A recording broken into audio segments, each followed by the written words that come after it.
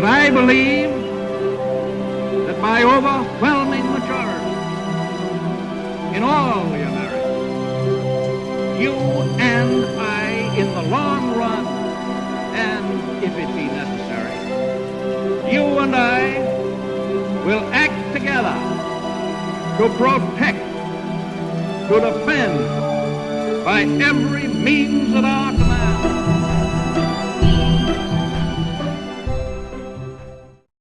You're listening to the History in Motion podcast, where history comes alive through the eyes of the people who lived it. In each episode, we follow one life, one set of choices, and the world those choices helped shape. In today's episode, we explore the life of Michelangelo, the Renaissance artist who reshaped how the world sees beauty, faith, and the human form. From Florence to Rome, from the Pietà and David to the Sistine Chapel, we follow a life marked by brilliance, rivalry, and inner struggle. Was he a divinely inspired genius or a restless perfectionist consumed by his craft? Welcome back, everyone, to another episode of the History in Motion podcast, where today we are heading back to the Renaissance, and we're looking at not necessarily a leader, a duke, a king, or anything like that, but we're going to someone who's definitely a cultural leader, and that's the famous Michelangelo. And yes, the Michelangelo, who's famous for the Sistine Chapel, the Statue of David, and many, many, many other things that we've come to learn about as we've been doing our research here, because he lives to the ripe old age of 88 years old. And for back then, that's a very long time, and there's a lot of things you can get accomplished in 88 years, especially if you're Michelangelo. There's just something about this period, Paul. As soon as we talk about Florence and the Renaissance, I get excited. I was thinking about this, and I know some people kind of posed a question to me because they know I do this for fun.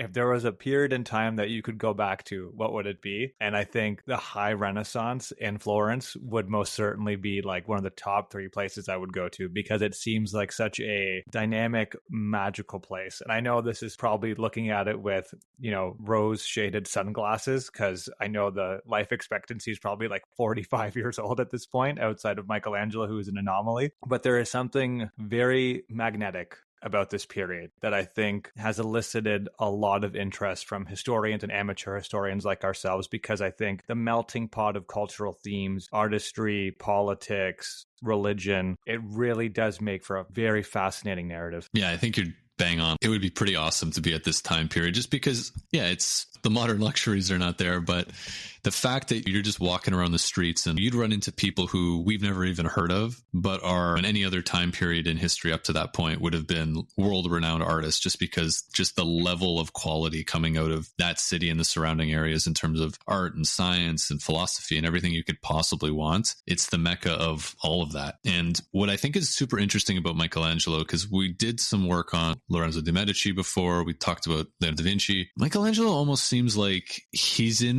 like the pinnacle and kind of the culmination of all of these things, because we did talk a lot about Leonardo da Vinci and being a great artist and being a great inventor and doing all of these things. But, he struggled to finish commissions. He'd get distracted by other things. Incredibly brilliant person. But when it comes to what did he actually accomplish that worked, it doesn't really come close to what Michelangelo did. He lived longer for one, but I think with Michelangelo it was, I'm going to be a great sculptor. Oh, you want me to paint? Okay, I guess I can do that. Oh, I'm going to be really good at that. And I'm going to be pumping out things for my entire life and not really getting distracted by other things like we do see with Da Vinci. So I think with him, as we were kind of going through all of the works and all the things that we did, it really does seem like the peak of just individual skill when it comes to ability, and then just things that we can see today and point right back to him. I think a good bookend for our listeners to start, and we'll probably end with a similar sentiment, because I think it's very hard to argue that it is kind of reality. But when you look at someone like Michelangelo against the backdrop of the Renaissance, I think there is this kind of extraordinary social, cultural, and kind of spiritual matrix of Renaissance Italy that could only produce a once in like a millennium genius that is Michelangelo. And I think in many ways what we're going to see throughout this episode is that he is kind of the embodiment. We talked about it with Leonardo, but in a much more pragmatic and applicable sense, he does embody the Renaissance humanism, like the highest aspirations. But in the same vein, I think it also, we'll see throughout his story, some of the deepest contradictions between the system that he had to operate in. Yeah, you're right. And he almost has there's definitely when you see something, you can tell it's by Michelangelo, if it's just the skill or the very muscular nude people at the end of the day. That's kind of became his trademark style, but people aren't telling him that you need to paint in certain ways. And as much as the culture is really shaped around him, he's really shaping this culture as well. And you'll see a lot of artists come after him or in his time really try to look up to him or get commissions that are really inspired by the work that he does. He is coming into that world, right? He's coming in 1475, like right in the thick of everything when it comes to this point in the Renaissance. And he's born in a small town outside of Florence. And his father kind of wanted him to pursue a family business, be more of an administrator, and the classic kind of story. But very early on, Michelangelo's clearly into art. His father isn't too much for it, but this is something he's going to show that there's some skill at really young. But unfortunately for Michelangelo, his mother dies when he's very young. He's only 6 years old when she passes. So again, this is challenging for anybody, right? And we always just brush past these things. Oh, it's back then, people die all the time. But again, he lost his mother when he's 6. Like, this is definitely a very traumatic event for him. And especially dealing with how his father's relationship with him is in terms of what are you going to do with your life? It's not happening at 6, but when he's getting to 9, 10, 11 years old at this stage in your life and this time period, that's when those conversations are happening. So he was pretty much raised by a nanny in this small town, and he actually grew up near a marble quarry, which is super interesting because if we know anything about Michelangelo, he becomes one of the greatest sculptors ever of marble. And so it's easy to step to that and say, well, of course, that's why he was so good, because he grew up next to a marble quarry. I don't know for sure, again, how this influenced him, but I definitely think his ability to work with the material and being in that environment, I'm sure there's some connection there. I don't know if it's necessarily him growing up every day being like, I'm going to sculpt something great out of all that marble, but we definitely see some sort of connection there. And it goes right into his life as he ends up moving into Florence. Well, he's already in Florence with his parents, but he moves into a workshop at the age of 13 under the apprenticeship of Ghirlandaio. He's a Florentine artist. He's a really good fresco painter, and he's on a 3-year contract. So 13 years old, already on a contract. And it's interesting because the way this kind of worked was he was actually paid a salary, which was like super rare back then. It was like, hey, you're an apprentice. You're here to learn. You're here to increase your craft. And then like a master and apprentice, very typical setup. But he's actually paid, which is a little unusual. And we'll get into a little bit of how this experience goes. But this is a very typical path for any young aspiring artist in Florence. Even in that, his story is already getting so interesting. But I think just to ground the discussion a little bit in the context. So I feel like we talk about Florence every couple of episodes whenever we do one of these. But we have to consider what Florence is in the 15th century. And by all accounts, it's kind of this cradle of creativity. It's a city-state, and it has the ideal ingredients to spark this kind of artistic revolution. Again, it's ruled in practice by the Medici, but it's maintaining these kind of republican traditions. So Florence is able to enjoy this political stability. It has immense wealth. And here's the part that I think is very unique and relevant to Michelangelo's story, which is a culture of civic competition. So the city is essentially the banking capital of Europe, and its oligarchic rulers and this kind of merchant elite are ready to spend their fortunes on art and architecture to glorify Florence and themselves. So as some art historians actually note that early Renaissance Florence had the political stability, money, ambition, and rivalry, a perfect storm for artistic innovation. So you would have these guilds and families who would vie against one another to commission the most marvelous works. Each commission is essentially a public statement of prestige. And we'll talk about the patronage system a little bit later, but essentially these patrons would compete to hire the finest artists, and in turn who would compete to outdo each other, spurred by examples of ancient art and the achievements of their peers. So in this very competitive civic atmosphere, artistic glory is kind of linked to civic virtue, and the more splendid the artworks adorning the city, the more Florence could claim supremacy as the new Athens or Rome. So I think that kind of hopefully does enough justice to understand like the socio-cultural dynamics that are at play for someone like Michelangelo or other artists of that time as well. And it's super interesting as you were talking about this status and prestige that these families need to get. We've talked about the Medici family for a long time, and it's kind of this weird thing of, wait, so what is Lorenzo de' Medici? Is he the ruler of Florence? Well, no, he's not. It's a republic. There's no de facto ruler, but there kind of is a de facto ruler. And if you look up Lorenzo de' Medici, a lot of descriptions of him will be Lorenzo de' Medici, de facto ruler of Florence, because this family is very wealthy and they've got a lot of political power. And so one way to express that power, like you mentioned, Richie, hire a lot of great artists and make a lot of cool stuff. And people are going to say, well, these Medici guys, they're pretty cool. And look at all the great stuff they're doing for Florence. Yeah, I'm going to support them next time some sort of political thing blows up. And it's kind of the way Florence tends to roll. And I think you're right. Richie, it's that hotbed of all these perfect things of, really intense competition and wealth. And you bring the both together and you have this, artistic scene, somewhere to put people's money. It's a great combination. And I think just to kind of underpin that a little bit more, and I think this is probably just as deep as I'd want to go for the broader context of the Renaissance, but this is an ideal or an idea of humanism. So a lot of historians and art historians specifically kind of use this term to describe Michelangelo relative to the High Renaissance, which is the period in which he's kind of coming to age. And Renaissance humanism is kind of a cultural and intellectual movement. So it's from the kind of spans the 14th to the 16th century.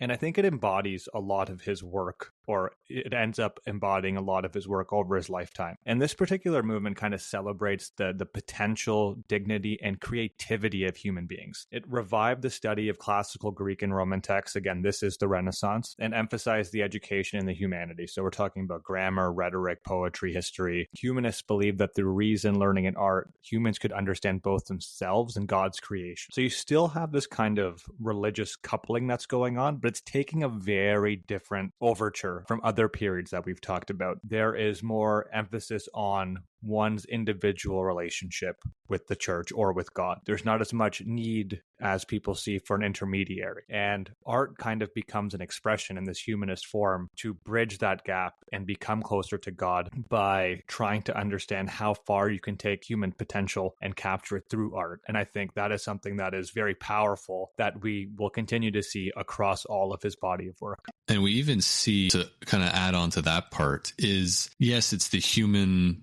in the paintings and in the sculptures, the growth of human potential. But now you almost have this level of freedom too with artists. Go try stuff. Show us your potential. And the two kind of come together. And that's when you start to get these incredible works. And they're incredibly unique because up to this point, it was either limited in terms of the talent of the artist or, hey, you can't paint that. You can't do that. It has to be, I want something that's very traditional and very much within this box. And if you don't do that, you're not going to get the commission. But we're starting to see that freedom. And we'll get into when that freedom gets a little bit too much, it's going to come collapsing back down very quickly. It's the peaks and valleys of life, I guess. But let's get back to Michelangelo. He's going through this apprenticeship. And as the story goes, after about 2 years, he basically said, yeah, I got nothing more to learn here. I figured all this stuff out. This isn't that hard for me, which again, bold claim for a 15, 16-year-old at the time, but he's caught the eye of people in the town, and not just anybody, the people. Lorenzo de' Medici invites him into the Medici kind of house and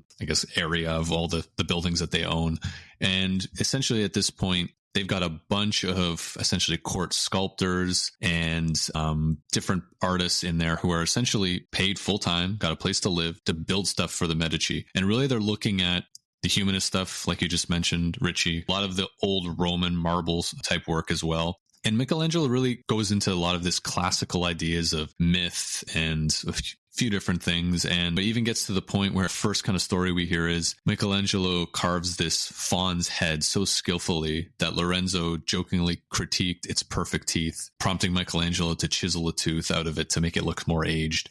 And so it's just like little things like that. You're starting to see where he's making things for the family. But just the most important part here is he's conversing with Lorenzo de' Medici. Like he's now in that circle and he's hearing a lot of what's happening in the city and kind of being part of that circle. But it's very important to see this relationship because he's really close with the Medici here. He's essentially kind of part of the family and a little bit of as maybe how we think of family, not so much how they would think of family in terms of inheritance and those sort of things. But the relationship with the Medici, it's going to go up and down and backwards and forwards throughout his life. So it's important to just remember how great things started because when we get back to this, you're going to start to see how life in Florence is going to change and his relationship with the Medici is not going to be so straightforward anymore. And I think this starts to touch on the importance of the patronage network that exists at this time, right? And in a sense, at its highest level, it's really a process of collaboration that's bridging all of the themes of the Renaissance. You have civic competition, you have the wealth of different elite families across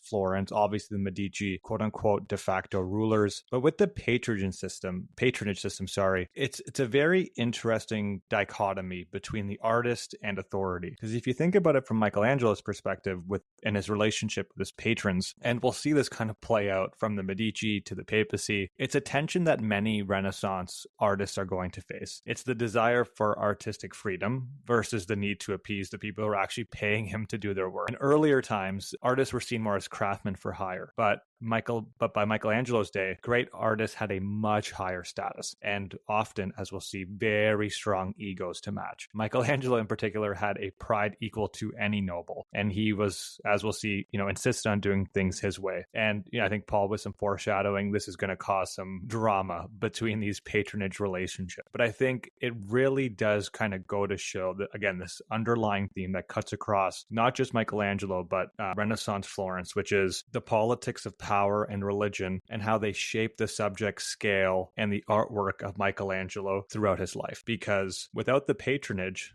of the Medici and the popes, as we'll see, he may have never tackled any of the projects that we talk about today that are associated with him. So it is a kind of a give and take, which I think is the game that he had to play to kind of strike that balance between artist and authority, but still kind of stay true to himself. Absolutely. And you're right, who's paying for the marble? Who's paying for the workshops? It's difficult to run a business in that sense. And a lot of these great works, no one's building a St. Peter's Basilica that's an artist. You got to have Pope level money to do those sort of things. And even within the circles that he's in too. So one of the great humanist poets named Poliziano is in the Medici circle, and Michelangelo's talking to him. He's learning from him. He's using him as kind of an artistic peer, and you can start to see a little bit of his work kind of come into some of Michelangelo's earliest work. And so there's two that are really interesting. So they're just called reliefs. So they're kind of I don't want to say just chiseled into a wall, but that's kind of the best way to describe it without looking at it. But it's kind of just you got a wall and you're kind of chiseling in some sort of artwork. And he's got two. He's got one that's called Madonna on the Stairs, another one called the Battle of the Centaurs. And why this is important is because we see two angles to Michelangelo really early. We have the Madonna on the Stairs, very more gentle, maternal sort of image. And then we have Battle of the Centaurs, very muscular centaurs fighting it out, very violent. And we see these two angles. And this is something we're going to see a lot with Michelangelo over his career, is you got a little bit of both. And it just shows his ability to really stretch out his skill and his kind of style at a very young age. But to go back to one of your other points, Richie, about him being a bit stubborn, how this all started, we don't know. But if you ever look at a picture of Michelangelo, you'll see his nose is kind of very flat. And there's a reason for that. It's because he got in a fight with another student in kind of the Medici circle, and he punched him really hard in the face and broke his nose. And so it's very clear you can see this, disfigurement in his picture. And so, yeah, this is the competitive environment he's getting in with these other artists. So when we say, yeah, there was a rivalry with other artists, well, yeah, it's getting to the point where they're punching each other in the face because, he's getting in arguments over who knows what. But I'm sure, it's two stubborn artists getting in fights about God knows what. But yeah, that's why you'll see that flattish kind of nose when you look at a portrait of him. I think even to further your point, Paul, I know we've kind of crossed this bridge already, but the Medici at this time, like all other families, but there's something unique and special about the Medicis in terms of the void that they fill in Florence in the Renaissance. They're known to build and fund public works. It started with Lorenzo's grandfather. Again, it's to legitimize their beauty and their unofficial rule. I kept kind of fumbling with the word propaganda. I don't know if it's an appropriate word, but I kept coming back to it. So I think there is an element of that as a part of, legitimizing your, I guess, unintended rule, or the ruling behind the scenes. Because, I think to Lorenzo, Michelangelo kind of gives him this opportunity. He sees a very young, talented artist that he could bring under his, influence. Yeah, for the record, I love the word propaganda in this situation because it's exactly what it is. Yes, they're very religious. They love the beauty of the city. There's a lot of good reasons for doing what they're doing. But yeah, it helps you look more powerful, and it helps you tell the people that, A, I'm rich. I'm investing in the city off my own dime. You should kind of support me. So it is a win-win, I guess. In some cases, you're spending money in the city and everybody's getting something out of it. But the Medici aren't just going to do this if you're not going to support them.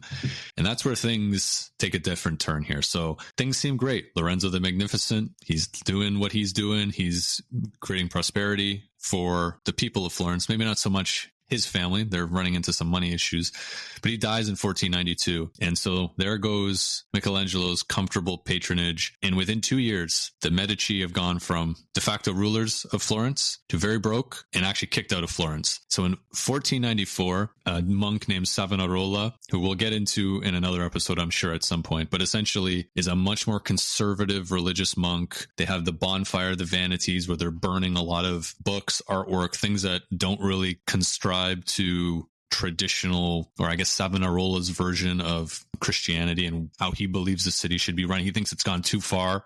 We need to get more conservative. And again, this is politics. It's very liberal, very open, and there's a conservative kind of backlash, and then it stretches back out. And this is that kind of that contraction I was talking about. So at this time, Michelangelo gets out of here. He goes, yeah, it was great for me now, but as an artist who wants to be more free and do things that are a little bit different, I don't think Savonarola is going to appreciate that very much. So he leaves, he goes to Bologna for a year, but most importantly, he finds his way down to Rome a year later in 1496. And he's only 21. So we got to remember, he's still very, very young at this point. So he's invited to Rome by Cardinal Raffaele Riario.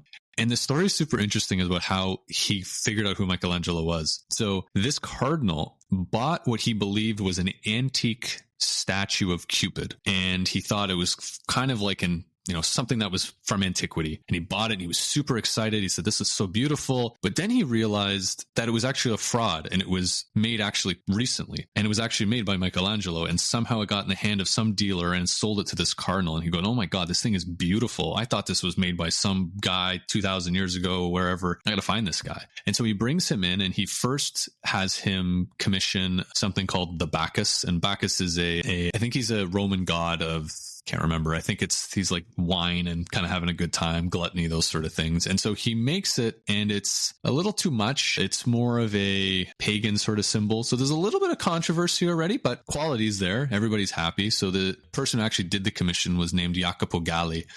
And so, yeah, it's coming along. But again, his reputation is out there because now it's come time for another cardinal to say, hey, guess what? I need you to do something for me. And this is the big break for Michelangelo. And this is when he makes the Pietà. And so this is actually in St. Peter's Basilica in Rome today. And the contract explicitly demanded the most beautiful work of marble in Rome, one that no living artist could do better. And so in 2 years, Michelangelo does the Pietà, and it's just incredibly beautiful if you ever see it in person. Essentially, it's a statue of Mary kind of holding Jesus's body kind of as he's come down from the cross, like his dead body. And it's just again, it shows that softness and kind of maternal elements that we talked about earlier. But again, it's just such a striking image and just so incredibly built in terms of the structure of the sculpture. And it's still in St. Peter's Basilica in the Vatican today for the millions of people that want to view it all the time. And it's really an incredible piece. And this is the big break. People are like, all right, the guy that did this, super impressive. And we'll get into it in a little bit, but he never signed any of his work. So for a while, people are like, wow, what a beautiful piece of artwork. And just either knew it was by Michelangelo or you knew it was by somebody else. But he's done it now. He's on the big stage and people know who he is. I have the Pietà pulled up on Michelangelo's wiki page. It does a really good job of listing out all of his major works with links to images and years of when they were created. And it's incredible to realize that he's carved this out of marble. The softness that he's able to capture with like the flowing robes and just the like contortions of the human body, which he's kind of famous for as a part of his artwork, is truly stunning. Like it's remarkable that he's able to do this. Yeah, and even you can look at like the eyes looking down, you can feel the emotion coming out of it. And it's like, this would have been impressive for a painting, never mind carving it out of marble. And you're right, Richie, like it's a rock, right? It's a hard substance.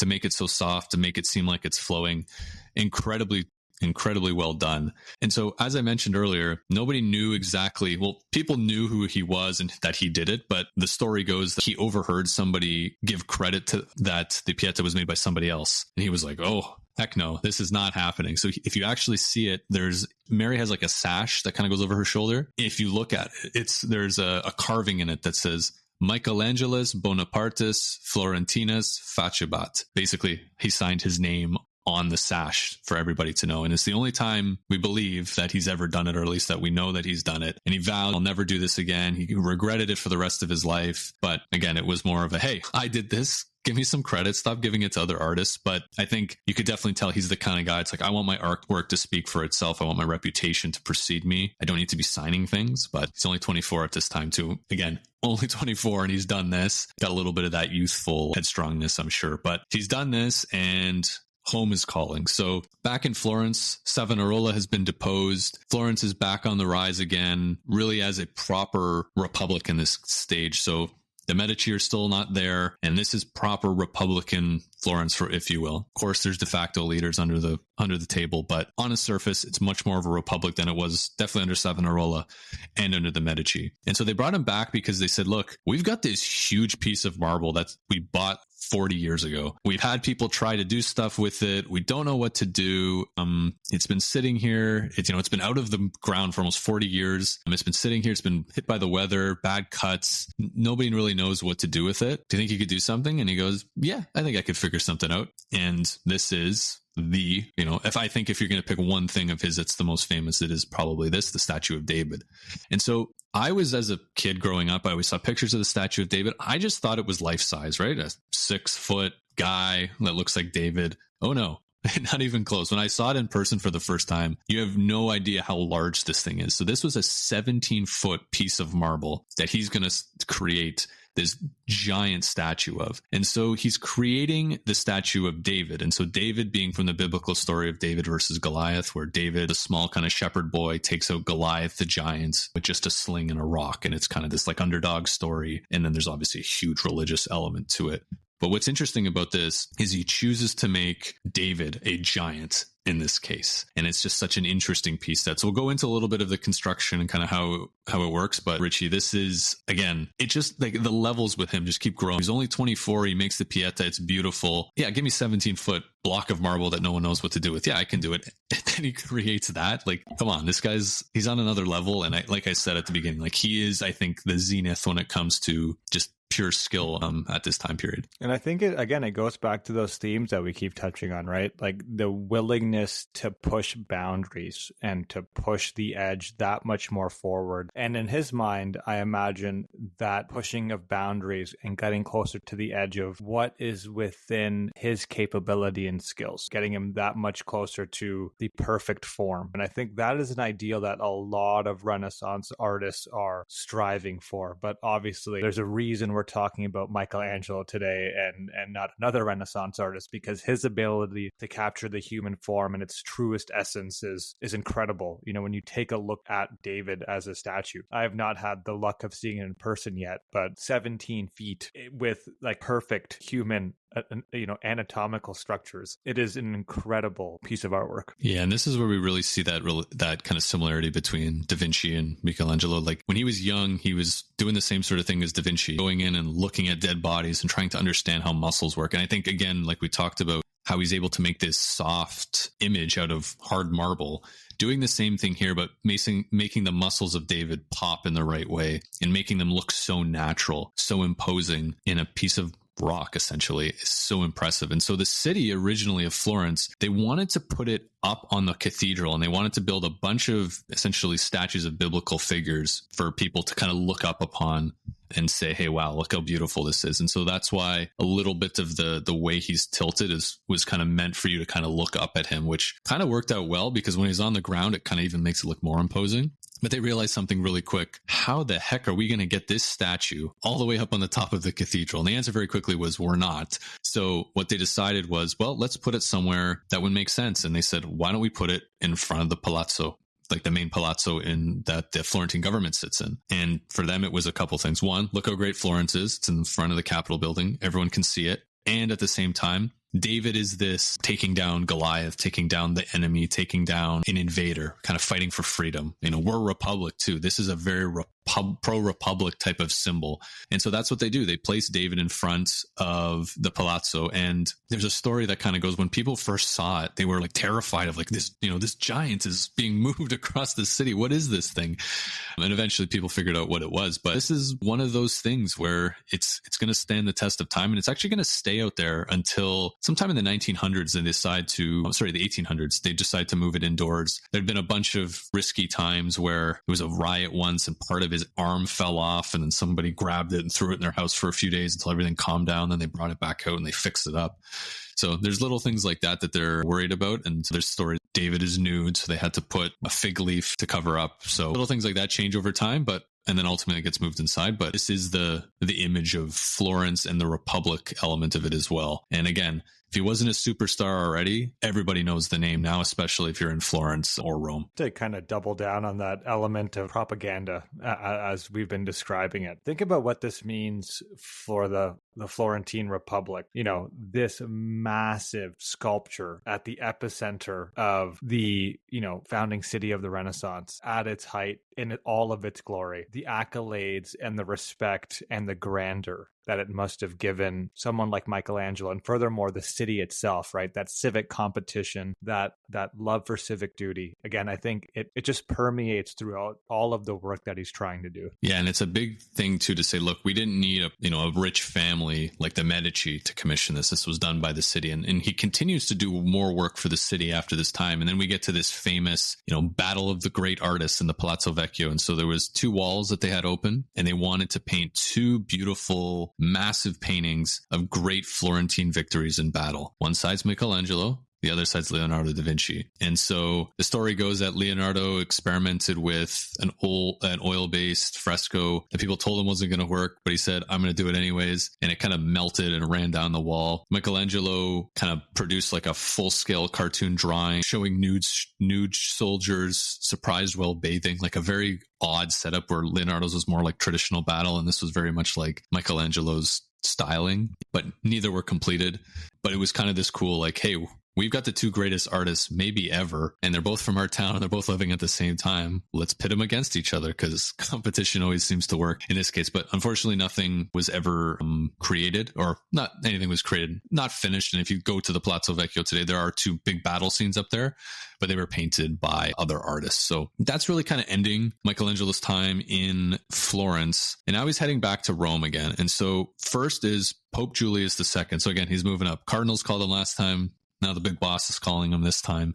And he's so impressed by all the great work that he's done. And he goes, hey, I'm building a tomb for myself. I want you to design a bunch of elements from it. And it's this crazy vision. He wants a ton of different paintings and statues and all of these things. And so he starts working on it. And Michelangelo, he's spending months trying to find blocks of marble and doing all the things that he needs to do. And basically by 1506, he's got this warehouse of marble in Rome, but Pope Julius, his priorities shift, and he diverts resources to actually building St. Peter's Basilica, and he's got war to deal with because war doesn't stop in this time period. And so basically the tomb project's unfunded, and Michelangelo goes, all right, sweet, I'm leaving. And he just leaves Rome. He's like, forget this. And Julius goes, oh, sorry, come on back. I'll pay you more. I'll get this back on track. And so he agrees, and it comes back, but it never really regains that full momentum. He actually brings him in to start looking at the Sistine Chapel at this point to kind of keep him busy while he continues to work through this. But eventually the project still continues on. It only included 20 statues, which is still a lot. And there's a whole bunch of other things that were created. But now you see a modest kind of wall tomb in a church called San Pietro in kind of off to, not the main St. Peter's, but another one kind of off to the side in Rome. And that's where a lot of Michelangelo's works were placed. And you get Pope Julius's tomb. And it actually only finished 40 years after it started. So it's kind of a very messy project.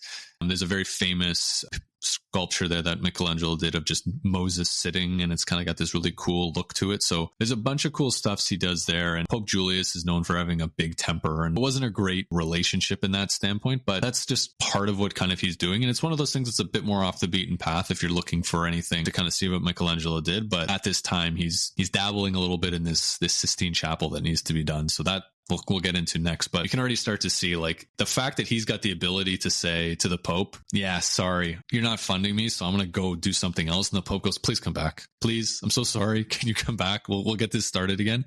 I think just goes to show that he's, one of one, in this time for him. For artists. And I think it's even probably worth mentioning that this isn't just any like run-of-the-mill pope. Pope Julius II is known as the warrior pope for his military campaign. So this is someone who is kind of, unique in that sense. He's always waging battle, but he's also known for very lavish patronage of the arts. So you can see where he might have a certain affinity and understanding for the likes of Michelangelo. But he's also kind of celebrated as a Renaissance pope. So again, you're kind of seeing like, on the one hand, we had the Medici, where we're seeing the importance of public works for their own grandeur for the city-state and for what it means for their family and like their overall authority and legitimacy. But the church is no different, right? The church is still funding massive public works in the name of the church to really express the divinity that art can bring forward and get closer to God. Again, it's still kind of like the same silver lining that we're seeing in Florence, but in Rome, it takes a little bit of a different pathway, but more or less the core themes are still there. It's Renaissance art. It's a way to express our civic and churchly duty, and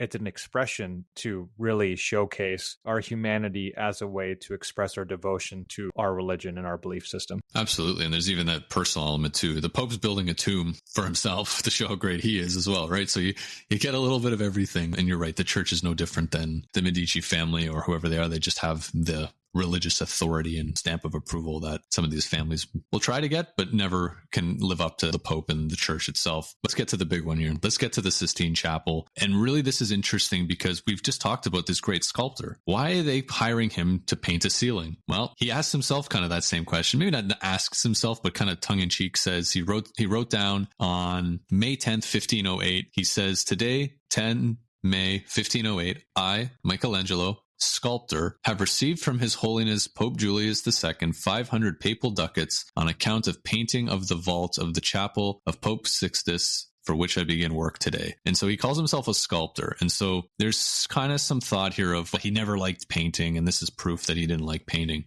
I just think he's a little surprised and a little bit like, all right, I guess this guy who's a sculptor is just going to have to go paint. And I think for him, it's a challenge and something that I don't know how excited he is, how not excited he is interesting, but he goes and boy, does he ever get it done. So he starts by looking at the ceiling, and originally it was just kind of this like starry backdrop. But at this point, he paints the ceiling with basically stories from Genesis in the Old Testament, and you have like the famous scene of like Adam reaching out for God, and they're just very closely touching. You got Adam and Eve, Noah's flood, and all of those. And there's essentially each frame on the ceiling is a different story. And he goes through all of these stories, but again, a lot of nudity, a lot of very large muscles. And so again, this is his kind of style of doing work. And there's another thing too here that we always talk about is he lied on his back. Not necessarily true. Most likely what the record kind of shows is they built a lot of scaffolding that kind of hung from the ceiling, and he kind of just like contorted his body in such a way that he could paint,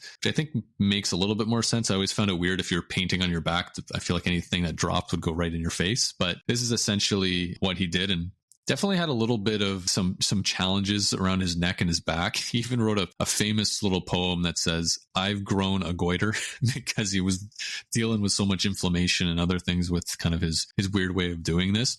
And then the final piece on this that I find interesting, he brought in a bunch of boys from Florence, all these assistants and stuff to kind of help him get set up. He very quickly fires them all because he thinks they're not doing very good work, and kind of says, "I'm going to do this all myself," which doesn't make Pope Julius or any of the popes after him happy, because this project just keeps going and going and going. But he's Michelangelo. He has the talent. He has the skill, and people know that. So they're like, just let Michelangelo cook. We'll see what he can come up with. And the answer is take a look at it today. And there's really nothing more you need to say. I think you brought up such an interesting point, Paul, and that's probably worth just providing a little bit of context. So obviously, if you look at his paintings, his sculptures, there is a high degree of sensuality that kind of cuts across all of his work. And you might be wondering, okay, so why would that be the case, especially in an era where church morality is is very, very high? And there's a couple of reasons. And I think one is this kind of Neoplatonistic ideal. So the body is kind of seen as a divine reflection. And this is the very tight rope that artists like Michelangelo have to toe, which is balancing the strict Christian morality of the era while actually still trying to manifest and capture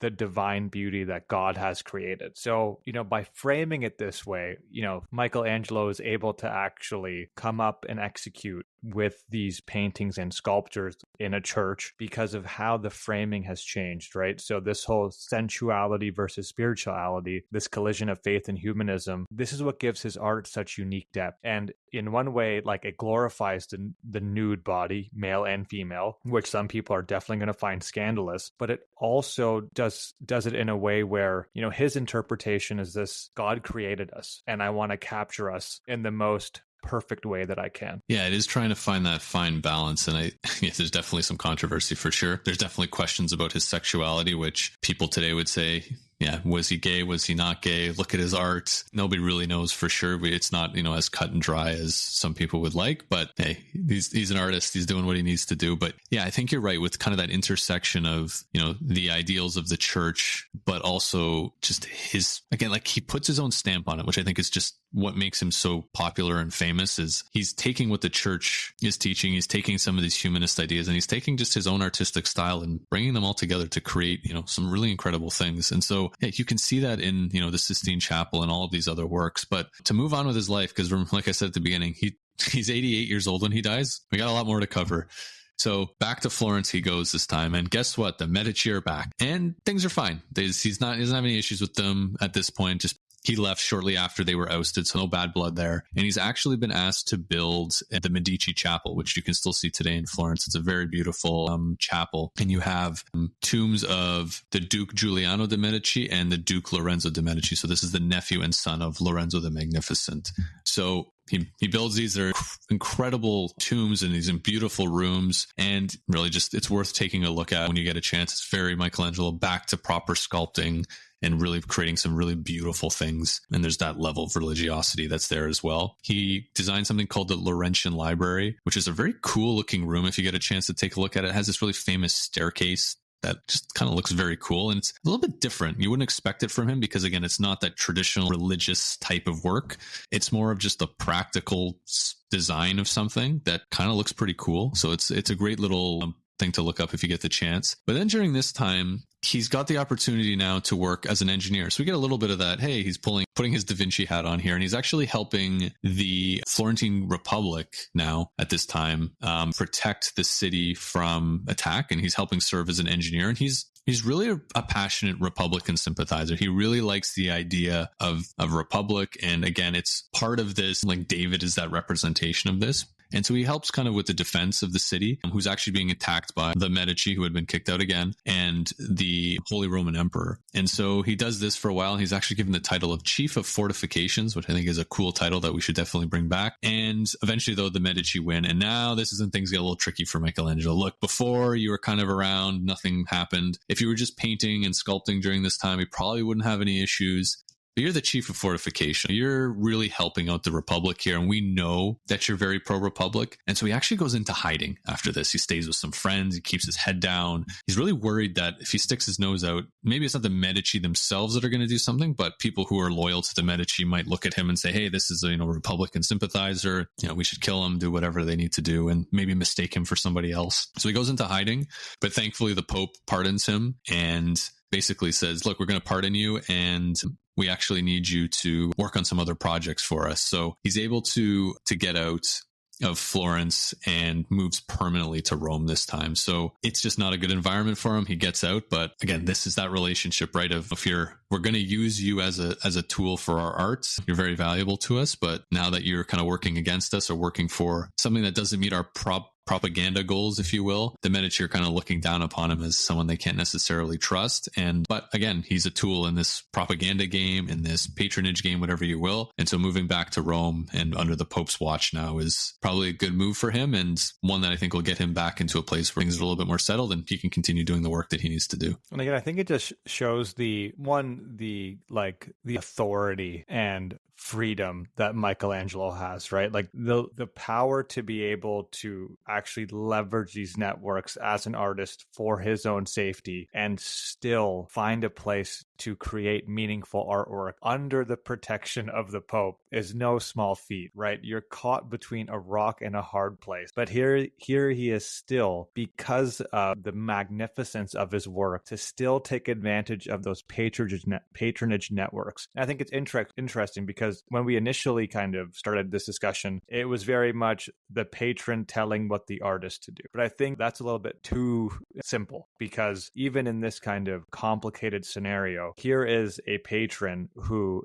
is, we could call it rescuing Michelangelo from the Medici and the potential fear of his life, but he's still able to exert some sort of control just based on the pedigree of work that he's delivered so far. Yeah, he's the guy. He's the superstar at this point, and he's got the backing of, if the Pope doesn't want him, some other rich person's going to gobble him up, or some other king is going to gobble him up because he is of that level. So he's back in Rome at this time, and he'll be there for good now. He'll work in Rome until the day he dies, and he won't return to Florence in his lifetime, at least when he's alive, and we'll get into that in a bit. So he does a few things. One, he creates something on the Capitoline Hill, which actually you can see today, just 2 museums around it, and he's kind of created this nice little piazza, like a public square, and it's a very cool looking place. Definitely worth taking a look at some of those pictures if you can. But the big thing he does is the Last Judgment. So he's done the ceiling of the Sistine Chapel, but behind the altar, there was a big space to do a very big painting. And he did the Last Judgment. So this is kind of the Last Judgment of God will come down as the world kind of ends and save the good people, if you will. And so this one is a much, much darker tone. So Michelangelo's in his 60s now. He's seen some stuff. He's been through life, and he really has a dark, more intense approach to this. So it depicts Christ's glory at the center, surrounded by a swirling mass of resurrected souls, the blessed and the damned. Gone are these, if you look at the ceiling, right, it's like this boxes and everything's kind of in its corner. And you can say, okay, this is one story, this is another story. This is gone. It's just like a big opening. So you really can see the changes in the story as you look over the wall. You see demonic figures, and you see souls being carried to hell, which is pretty rare in a Christian type of scene. This is much more something you would see in like darker pagan things. But he does have Christ in the middle as this muscular, obviously hero-like figure with the saints around him. And it's like the tone is kind of, one of the quotes I have here is, tone is kind of like, it's just awesome power, but like also anxiety. Who knows what's going to come next? But don't worry, we've got Christ in our corner, and he's awesome. He's going to come and he's going to save us. And he's been hitting the gym clearly, because look at those biceps. He's coming, right? But this actually raises a ton of controversy, not so much for the subject matter itself. It's, take a guess, the nude people within the painting. And so there's actually the Pope's master of ceremony publicly comes out and again, it's not finished at this point. So like people are seeing the progress and they're like, oh my God, you can't be doing some of these things. And he says, as disgraceful, there's no place for these nude figures in a public place, like a chapel. It should be in public baths or in taverns. Like that's where that stuff belongs. And so what does Michelangelo do? He takes this guy's likeness and he paints it into the likeness of a figure that is essentially like a donkey, and he kind of gives him like donkey ears and snake biting his genitals. Yeah, don't speak out against me, because I'm going to put you on a wall for the rest of time for everyone to know who you are.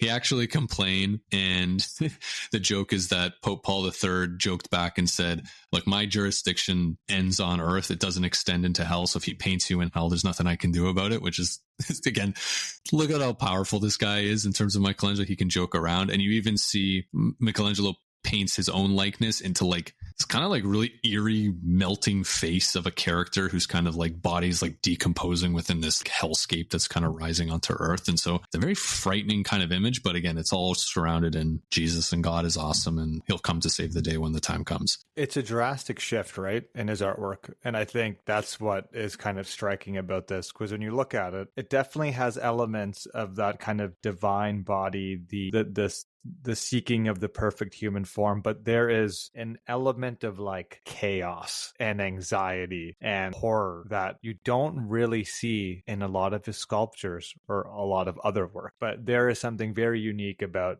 The Last Judgment, because it really does kind of show these like elongated faces. There is a bit more fear and this kind of scarier element of the human experience that's captured here that is kind of absent from his other works. Yeah, and Rome is sacked recently. So in 1527, the sack of Rome by the Holy Roman Empire. So it's not only a biblical tale of the end days, but kind of had something real-ish happen. So yeah, it's definitely hitting some emotional strings there, but things happen. It's finished. It looks great. Controversy as things go, but he's on to kind of his next project now, and this is being a chief architect of St. Peter's Basilica. So he's got a lot of work that goes into this, and this project takes I think over 100 years to finally finish. And so he says he's 71. He's not going to take any salary, and he's working for, quote, for the glory of God and in hope of salvation. So definitely maybe this, you never know with him. Like, is this just him just talking to just say like, I'm doing this for this, but I really just want to work on it because I'm an artist? Or maybe this is a deep level of religiosity hitting him at a later age saying, I want to get to heaven and I want to, be in God's good books. A lot of historians, so I always go down that line of thinking, and I always try to figure out what the historians are saying. And most historians, I think, a lot of his biographers agree that he was actually a very, very devout Catholic. I think, again, like other people in this era that we've looked at, his relationship and how he perceived religion and his relationship with God was very different than some of like the contemporary thought. I think he had a very nuanced way of expressing his gratitude and his religious belief, and a lot of it came through